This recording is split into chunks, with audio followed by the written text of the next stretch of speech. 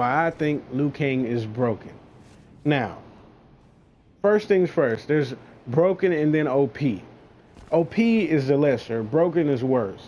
I don't think this character is OP in any way, but broken, I think he becomes broken if you get him down.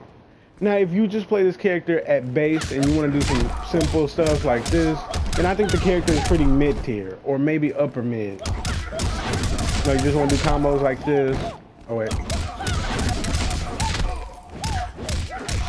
Just play him basically, then he's mid-tier. But if you got the, you know, ninja killer-like execution and you can do 49% in the corner and just keep jailing his dumb block strings, this character's broken. Because you can't do nothing.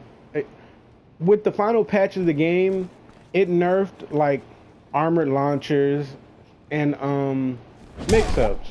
So this brought him up high without people noticing that much, because people were, you know, like riding the Triborg wave and everything, and, you know, playing Melina and everything. And this character went under the radar. If he stayed how he is right now, if you have like the ninja killer level execution with him, if he stayed like that, he would have definitely got touched. If this game was, you know, still doing balance changes, he would have been nerfed. Like, this character is just ridiculous. Now, enough of that. This is called like Let Me Explain. So let me explain why this character is broken in just every way. Now, first, he controls you at anywhere on the screen. Okay, now look at this. Right here, he can zone. And them fireballs ain't nothing to joke at. Look how fast those are. He can zone you in the air. You know, you can't jump either, so he has a very good projectile game. It can even fake you out with it and get in too. Now, that's full screen. Mid-range, he only needs this right here. He controls that nice mid-range, like right there, with that low and that overhead. And by the way, that's this character's only flaw. He excels at everything else. His only flaw is his lack of mix-ups. But he can still mix you up. He's just not going to get dumb damage off of it. So, right here, he controls this nice mid-range. And then, once he gets up close, he has this right here and this right here. So no matter where he's at on the screen, you always have to be worried about what he can do. And why I think the character is broken specifically is because he shuts down your options. Like, if you want to, if he's pressuring you and you try to armor, and like you're playing like Devora or something, that crap's getting broken instantly. If you want to play your game in any type of way, he has options to shut those down. Like, what I mean by those are your options. He shuts down all of your options and you can't do nothing, and you have to play his game at any point on the screen. Because everywhere, he does everything he does but too well. He zones too well.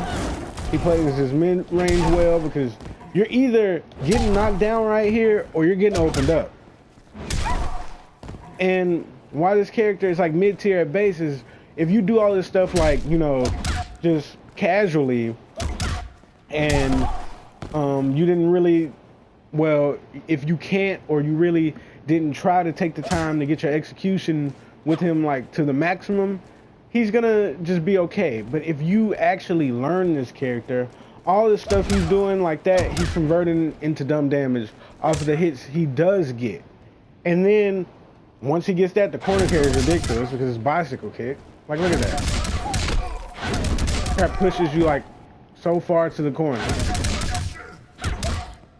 And wait, let's just do a basic combo like I did earlier. This is mid-screen, by the way. They're in the corner. One combo. Beginning of the match.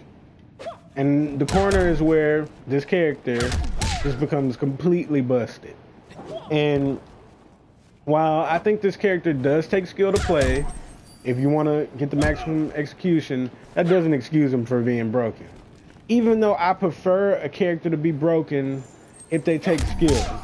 I don't like characters that are just broken because they're characters. And It takes no skill at all. Like, you know, Day One Raiden or something like that, or Kobujutsu Tanya, when she was in her prime. But yeah. So, and then he has this right here. Just steal your turn.